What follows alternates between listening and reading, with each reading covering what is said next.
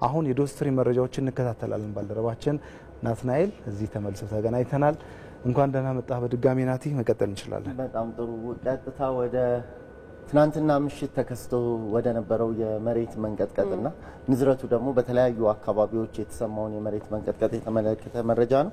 እንግዲህ ምሽት ልክ ከ3 ሰዓት ከ53 ደቂቃ ላይ ነበረ ይህ የመሬት መንቀጥቀጥ ለ9 ሰከንዶች ያክል የተሰማው። ይህ እንደተሰማ እንግዲህ በማህበራዊ ትስስር ገጾች ላይ በስፋት ሰዎች ስለ መሬት መንቀጥቀጡና ንዝረቱ እንዴት እንደተሰማቸውና ያሳደረባቸውን ስሜት የተመለከቱ መረጃዎችን በማህበራዊ ትስስር ገጾች ላይ ሲያጋሩ ነበረ። ኢቢሲ.ስትሪምም እንደተለመደው የመሬት መንቀጥቀጦች ከዚህ ቀደም ሲከሰቱ የሚመለከታቸውን አካላት በማናገር ምንድነው የተከናወነው ነገር ምንድነው የሆነው ሲል ማጣራት አድርጓል። ዶክተር ኤልያስ ለዊጋይ በአዲስ አበባ ዩኒቨርሲቲ የጂኦፊዚክስ የስፔስ ሳይንስ እና የአስትሮኖሚ ተመራማሪ ናቸው። ወደሳቸው ስልክ ጥሪ በማድረግ በአዋሽ ፈንታሌ አካባቢ 5.1 በሬክተር ስኬል የተለካ የመሬት መንቀጥቀጥ መከሰቱን የተመለከተ መረጃ እንደዚሁ ለማህበረሰቡ በፌስቡክ ገጻችን ላይ አጋርተን ነበር ምሽት። ከዛ ባሻገር ደግሞ ይህን የመሬት መንቀጥቀጥ ስሜቱን የት አካባቢዎች ላይ በኢትዮጵያ ተሰምቷል የሚለው ሰዎች በማህበራዊ ትስስር ገጾቻችን ላይ እኛም ጥያቄ አቅርበን ነበር። የተሰማቸውን የት አካባቢ ላይ እንደተሰማቸው የሚጠይቅ ማለት ነው። በዚህም እንግዲህ በጣም በርካቶች ምላሽ ሰጥተዋል። ከ300 በላይ ኮሜንት ያለው መረጃ ነበርና በደብረ ብርሃን፣ በደብረ ዘይት፣ በቢሾፍቱ አካባቢ፣ በአዲስ አበባ የተለያዩ ሰፈሮች እንደዚሁ የመሬት መንቀጥቀጡን የተሰማቸው ሰዎች እንደነበሩ የሚያሳይ መረጃ ነው የወጣው የነበረው ማለት ነው።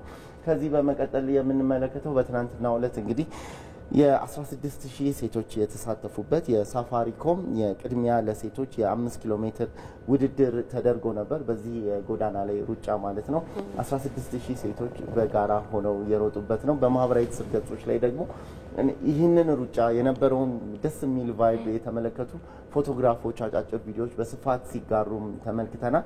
ከዛም ባሻገር ኢቢሲ.ስትሪም ደግሞ ባሉት የሶሻል ሚዲያ አማራጮች በጠቅላላ በቀጥታ ስርጭት እንደዚሁ ይህንን የሩጫ ውድድር ሲያስተላልፍ ነበር። እንግዲህ 22ኛ ዓመቱን ላይ የደረሰው የዚህ ውድድር 150 የሚሆኑ አትሌቶች ጠንካራ ፉክክር አድርገውበት ነበር።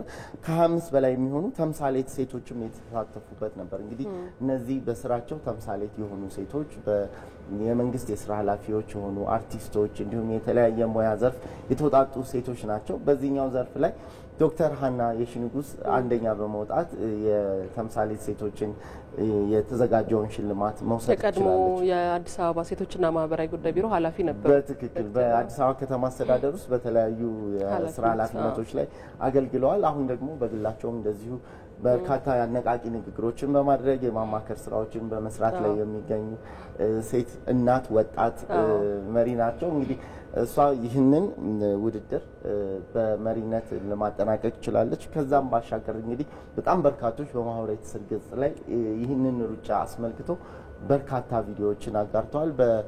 ኢቢሲ.ስትሪም የዲጂታል ሚዲያ አማራጮችን በፌስቡክ፣ በኢንስታግራም፣ በቲክቶክ ገጾቻችን ላይ የቀጥታ ስርጭቱን እንዲሁም ደግሞ ይህንን አስመልክቶ የተሰሩ በርካታ ዘገባዎችን ማግኘት ይችላሉ ተመልካቾቻችን። ሌላው ሰሞኑን ሲካሄድ የነበረው ቅዱሱ የረመዳን ጾም ወር መግባቱን ተከትሎ የአፍጥር ስነ ስርዓት በተለያዩ አካባቢዎች ሲደረግ ነበረ። በአዲስ አበባ እንግዲህ ጠቅላይ ሚኒስትር ዶክተር አብይ አህመድ ዝቅተኛ ገቢ ያላቸውን የማህበረሰብ ክፍሎች እንዲሁም ደግሞ በኢትዮጵያ ውስጥ መቀመጫቸውን አዲስ አበባ ያደረጉ ከ200 በላይ የሚሆኑ በስደት ተጠግተው የሚኖሩ እህቶችና ወንድሞችን የአፍጥር ስነ ስርዓት በብሔራዊ ቤተ መንግስት አድርገው ነበረ። ብሔራዊ ቤተ መንግስቱንም እንዲጎበኙ እንደዚሁ እድል ያገኙበት ነበር የተደረገው። በትናንትናው ዕለት ደግሞ በተጨማሪም በመስቀል አደባባይ እንደዚሁ የአፍጥር ስነ ስርዓት ተከናውኖ ነበር። በዚህ የአፍጥር ስነ ስርዓት ላይ በጣም በርካታ ሙስሊም ወንድሞችና እህቶች መስቀል አደባባይ ላይ ተገኝተው ማፍጠር ችለዋል። ከዛም ባሻገር ደግሞ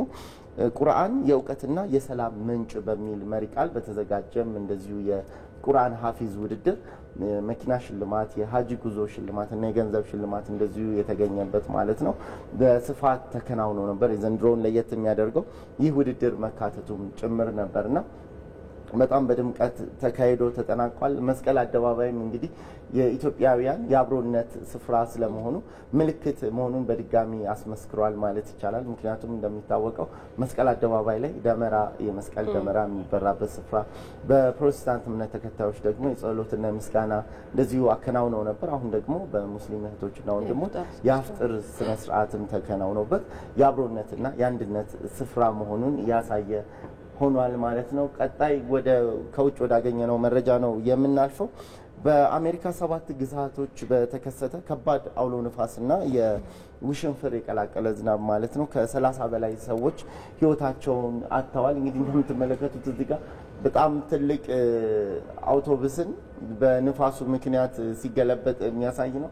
ከዛ ባሻገር በጣም ከፍተኛ የሆነ የንብረት ውድመትም ያስከተለ ጉዳይ ነበረ። እንግዲህ በሚዙሪ ግዛት ብቻ 12 ሰዎች ህይወታቸውን አጥተዋል። እንዲሁም በካንሳስ እንደዚሁ 8 ሰዎች ህይወታቸውን ሲያጡ ከ50 በላይ የሚሆኑት ደግሞ እንደዚሁ ጉዳት አስከትሎባቸዋል። ከዛ ባሻገር በአውሎ ንፋሱ ምክንያት ከ100 በላይ በ7ቱ ግዛቶች የተቀሰቀሱ ሰደድ እሳቶች እንዲስፋፉም እንደዚሁ ምክንያት እንደሆነ ነው ሲገለጽ የነበረው። እንግዲህ የተለያዩ ዓለም አቀፍ ሚዲያዎች ይህንን ጉዳይ በስፋት ሲዘግቡት ነበረ። ይህንን ካልን ወደ ቀጣዩ መረጃችን ነው የምናልፈው። እነዚህ የምትመለከቷቸው ዝሆኖች ወደ ክሪሚያ ግዛት ውስጥ በሚገኝ አንድ እንስሳት መካነ ማቆያ የሚገኙ እንስሳት ናቸው። እነዚህ ዝሆኖች እንግዲህ በዚህ ስፍራ ለ25 ዓመታት በጋራ መኖራቸው ተገልጿል። የአንደኛው ዝሆን ህይወቱን ባጣበት ሰዓት በጣም በሚያሳዝን ሁኔታ ሌላኛዋ ዝሆን ያሳየችው የስሜት መግለጽ በማህበራዊ ትስስር ገጾች ላይ በስፋት የተንቀሳቀሰ ምስል ነበር። ወደ መጨረሻው መረጃችን ስንሄድ እንግዲህ ዛሬ የሀገር ጉዳይ ሐሰተኛ መረጃዎችና የጥላቻ ንግግሮችን የተመለከተ ነበር። በሐሰተኛ ማህበራዊ የሚዲያ አካውንቶችን እንዴት መለየት ይቻላል ሲል ደግሞ በኢንፎርሜሽን መረብ ደህንነት አስተዳደር የተጋራ መረጃ ነበር። እንግዲህ ሐሰተኛ መረጃዎችን ስለ አካውንቱ ባለቤት ዝርዝር መረጃ ያልያዘ አካውንት ከሆነ ይህ ሐሰተኛ አካውንት ሊሆን ስለሚችል ሰዎች በጥንቃቄ በጥርጣሬ እንዲመለከቱት ያሳስባል። ከጉግል ወይም ከሌሎች ድረገጾች ላይ የተገኙ ፎቶዎችን፣ ሳቢ ፎቶዎችን፣ የሴቶች ፎቶዎችን፣ እንደዚህ ታዋቂ ግለሰብ ፎቶዎችን በመጠቀም እንደዚሁ ሐሰተኛ አካውንቶች በስፋት በማህበራዊ ትስስር ገጾች እንደሚከፈቱ የሚያሳይ ነው። እንግዲህ ቅድም ዶክተርም በሰፊ ማብራሪያ የሰጡበት ስለሆነ ለዛሬ ያስኳቸው መረጃዎች ይሄን ይመስላሉ። እናመሰግናለን። መልካም ቀን።